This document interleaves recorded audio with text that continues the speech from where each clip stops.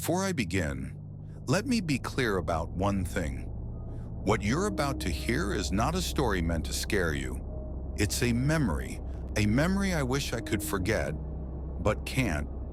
Names have been left out, some details intentionally blurred, not to protect myself, but because the person who sat behind me that night may still be out there. This happened late at night on an empty road, and it changed the way I look at strangers forever.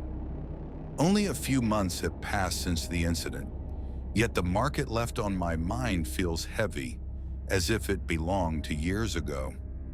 For a while now, I've been driving for Lyft. Lately, I've preferred working after midnight. The quiet, deserted roads, the generous tips, they make it worthwhile. But there's an unseen cost to this job. Sometimes you open your door for someone, and it feels like that ride will never truly end. I've always considered myself calm and cautious. Dozens of strange people have ridden in my car. I've listened to plenty of bizarre stories. But compared to what happened that night, all of that was nothing. Back then, I didn't have a camera in my car. What I'm about to tell you is the real reason I went out the very next day and bought the most expensive dash cam I could find. It started like any routine night. I was driving through the echo of empty streets, accompanied by the steady hum of my old 2003 Volvo. The car might be old, but it's never let me down. It was a little past 3 a.m. when a notification popped up on my screen. A standard pickup request from a nearby convenience store. At first glance, everything seemed normal, but an uneasiness I couldn't explain settled into my gut. You know that feeling, when your body whispers that something isn't right? It was exactly that. As I approached the store, I understood why. The place was closed. The sign lights were off. The parking lot was swallowed by complete darkness. Not a single car in sight. As I slowed down, I saw him. He was pacing nervously in front of the store, circling himself. He wore a black hoodie that looked torn, unwashed for weeks. The large rip on the shoulder is still burned into my memory. His movements were erratic, twitchy. He kept glancing over his shoulder, as if he were being followed by an invisible enemy. He was probably under the influence of something. The sensible thing would have been to cancel the ride and drive away. My finger hovered over the red button on my phone, but for some reason, I couldn't do it. I unlocked the doors. Without saying a word, the man slid into the back seat. The moment I lifted my foot off the brake, I realized I'd made the worst mistake of my life. Most passengers either stare out the window or bury themselves in their phones. He did neither. I could feel his eyes locked on me through the rearview mirror. He never looked away, not even for a second. He stared directly at me, as if trying to read my thoughts. I avoided eye contact and focused on the road. But a few times, I caught him. There was something deeply unsettling about his expression. The silence grew so heavy that I turned on the radio. I found a random station, but the instant the music began, a voice colder than the sound itself cut through the air. "Turn it off." His voice was deep and raspy. It carried the stench of cigarettes and alcohol. The sudden command made my hands jerk on the steering wheel. Without protesting, I turned the radio off and gripped the wheel tighter. For a while, we drove in silence, accompanied only by the sound of the road. My only prayer was to reach the destination safely. Then he asked, "Have you ever picked up someone you never should have let into your car?" The question hung in the air. I forced a nervous laugh, trying to lighten the mood. "I hope not," I said. He didn't respond. He leaned back and began muttering something unintelligible. Then he said he used this road often at night, that running into strange people around here was normal. His tone was calm. His words were hard to make out. But that wasn't the worst part. When I glanced at him in the mirror, I noticed the fixed, frozen smile on his face as he told this unpleasant story. No normal person smiles while saying things like that. Then he ended the conversation with a sentence that made my skin crawl. "It's amazing how much you trust a stranger sitting in your back seat, isn't it?" My pulse thundered in my ears. He was no longer just a drugged-out guy. He was a real threat. I kept my eyes on the road while my mind raced through escape plans. I stared at the ETA on the GPS as if it were my only lifeline. But he wouldn't stop talking. At one point, he started apologizing, not to me, but to someone else.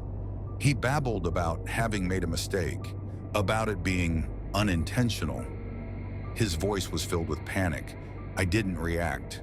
I was terrified of provoking him, and I didn't even want to imagine what he might have done. Just seconds before reaching the destination, he suddenly yelled, accusing me of taking the wrong road. The GPS was correct, but I wasn't in any condition to argue. I slammed on the brakes. He demanded that I pull over. As my trembling hands shifted the car into park, a pair of headlights appeared behind us, a police car. When the officer's spotlight flooded the interior, I saw the man in the back seat sink deep into his chair, as if trying to disappear. His eyes were squeezed shut. I held my breath. Those few seconds under the light felt like hours. When the police finally left, he slowly lifted his head. Before opening the door, he turned to me and said only one thing. "You were lucky." He stepped out of the car and vanished into the darkness. I ended my shift immediately. Weeks later, I saw a local news report about that night. A major robbery had taken place just 2 streets away from the convenience store where I'd picked him up. Even now, the thought that I was sitting just an arm's length away from that man makes my stomach turn. I never went to the police. I have my personal reasons, and maybe it wouldn't have helped anyway.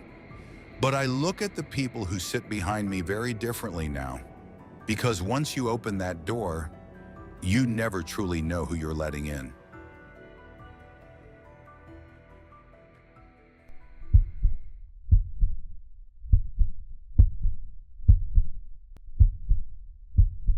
My name is Caleb. I met my girlfriend Elena 3 years ago during my freshman year of college. We attend the University of Michigan in Ann Arbor, one of those prestigious schools that's been a dream of mine since childhood. Neither of us truly belongs to the noise and chaos of campus life. We're both from much farther north, deep in the Upper Peninsula. I think that's the main reason we bonded so strongly. We both come from the dark, forested north of the Midwest, places ruled by silence. Even though college life is lively, we've always held on to that northern identity. Over time, we built an unbreakable tradition, splitting Christmas between our families. Elena is so loved by my family that her arrival has become something everyone eagerly anticipates each year. Since our families live only a few hours apart, the plan is always the same. We spend Christmas Eve with my family, then hit the road at midnight, so we can be with hers by Christmas morning. Before I met Elena, I used to think most people only celebrated Christmas in the morning. But honestly, my favorite part of the holiday has never been the food or the gifts. For me, the most special moment is those freezing midnight drives through empty roads. It's become a small ritual that belongs only to us, a moment where the rest of the world disappears. I'll never forget the first night we made that drive. Because of northern Michigan's geography, the fastest route between our homes doesn't involve major highways. Most of the journey runs through endless pine forests, along frozen lake shores, and past abandoned cabins barely visible in the dark. After 2 a.m., you barely see another car. It feels as if every living thing in the world has fallen asleep, leaving only us behind. Don't laugh, but we always blast sad, deep bass hip-hop songs at full volume the entire way. Ever since we met, that kind of music has been our shared obsession. Screaming the lyrics together in the middle of that silent darkness makes it feel like our souls are perfectly synchronized. Last Christmas Eve started just like always. After a warm evening with my family, we loaded our bags into the car at midnight and hit the road. Light snow was falling, and the roads were as empty as we expected. The music and heater were cranked up. Elena was smiling beside me, and everything felt perfect. Then, in a single second, that sense of peace shattered. What I'm about to describe is the most disturbing experience of my life, and it probably always will be. As we drove quietly, the music was abruptly cut off by my phone ringing. Wondering who could possibly be calling at this hour, I glanced at the screen. The number was listed as private. I assumed it was some scammer relentless enough to work even on a holiday and rejected the call. Elena joked about how call center guys apparently don't even take Christmas off. We laughed and moved on. Not long after, my phone vibrated again. Another call from a private number. I clenched my teeth and rejected it. This time, Elena looked at me and raised an eyebrow but said nothing. When I showed her the screen, she frowned. "That's really strange," she said. I just shrugged. We tried to refocus on the music, and I pushed the calls out of my mind. But 2 minutes later, my phone rang for the third time. By then, I was furious. I grabbed the phone, swearing under my breath. Whoever was harassing me, I was ready to tell them to get lost. I noticed Elena flinch at my sudden movement, her body tensing up. Maybe I was overreacting, but the thought of my Christmas night being ruined like this drove me insane. I pressed the phone to my ear and barked, "Hello." I expected a robotic voice or a sales pitch. Instead, there was absolute silence, just a deep, rasping breath and faint static on the line. I was about to hang up when a cold, unfamiliar male voice spoke. "Hello, Caleb." The way he said my name, so casually, so familiarly, nearly made me lose control of the car. I couldn't speak. My throat tightened. Before I could recover, he continued, listing personal details about me one by one. My full name, my address, things only the people closest to me should have known. My mind spiraled, trying to understand how any stranger could have access to this information. After a few seconds of that horrifying silence, I asked what he wanted, forcing my voice not to shake. The line went quiet again. Then he whispered the words that froze my blood. "I'm not here for you, Caleb. I'm here for Elena." Hearing my girlfriend's name from a stranger's mouth was 1,000 times more terrifying than hearing my own.